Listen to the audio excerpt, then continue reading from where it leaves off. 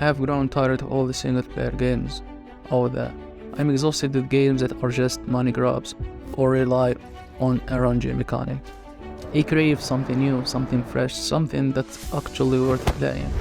Lately I have been following the news and tournament of fighting games, and I must say, fighting games have the most hype in esports.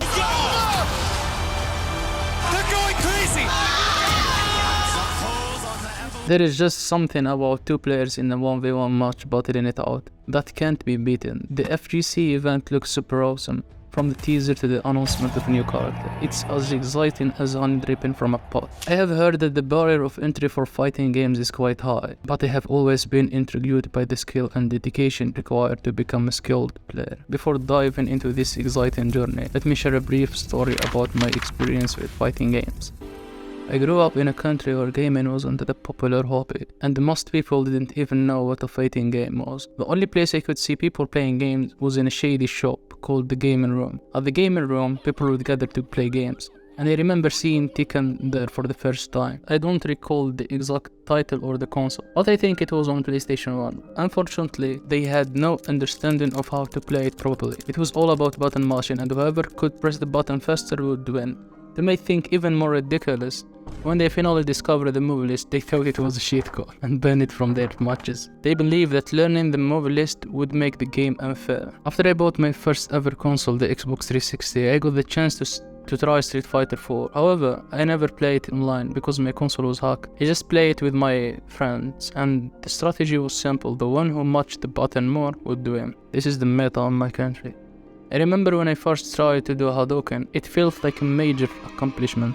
I was throwing fireballs from afar, with no stopping, except when I missed the input. Spoiler alert, I missed it a lot. The motion input was hard, and it still is, but every time I successfully execute a Hadouken, I felt like I won the Olympics. It was that challenge. Let's fast forward to the present. I acknowledge that I have never truly played a fighting game before, and I believe fighting games can offer much more than simply throwing fireballs. I am challenging myself to learn and play an actual online match against a real human opponent. So, let's start with the most important question. What game should I begin playing? After checking Twitter, I discovered that Guilty Gear is available on Xbox and free on Game Pass. I guess that's reason enough to give it a try. Especially since I have always wanted to witness Arc System more unique 2D 3D art style in action with my own eyes. That is bullshit blazing, still my heart is blazing. If the word kill me, I don't need a new one. Those stunning visuals are awesome, especially the animation. It's hard to explain, but it's like a 2D drone brought to life through 3D rendering. They really nailed the perspective. Now, let's choose a character.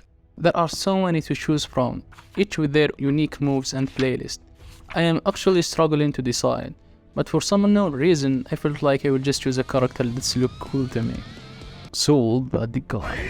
Whoa, this guy looks like he's straight out of a rock concert. He got the fairy personality to match his flame in half. But I don't think he is foreign. He has the main character vibe. Kiske. Okay, this guy looks like he is straight out of a medieval fantasy. He got a sword and he also has some cool electric attacks. Still not feeling it though. He looks like he has a pilot armor too. A pirate girl? Definitely unique. I have seen her in some Evo tournament before. She got a dolphin companion that she can raid on. That's pretty cool. But her moves require holding buttons and I don't enjoy that. Rameltal. 2 giant swords? Okay, that's pretty badass, but I don't think I'm coordinated enough to handle it all. Even if she has me kasafusakta. Leo.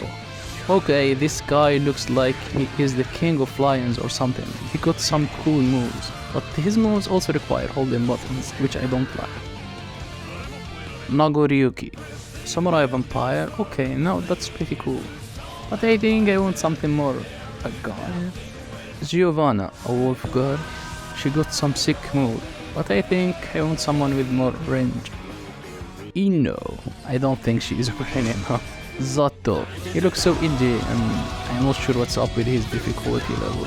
I feel like it's a bad idea to start with him. Chief Zanuka. He looks like a cool ninja and he uses ninjutsu. But he feels super hard to play, even though he has triple jump. I don't know man, I don't know if I can use him. Melee Rage. Oh no. She looks awesome. She got this cool anime girl vibe. And her mobility is insane.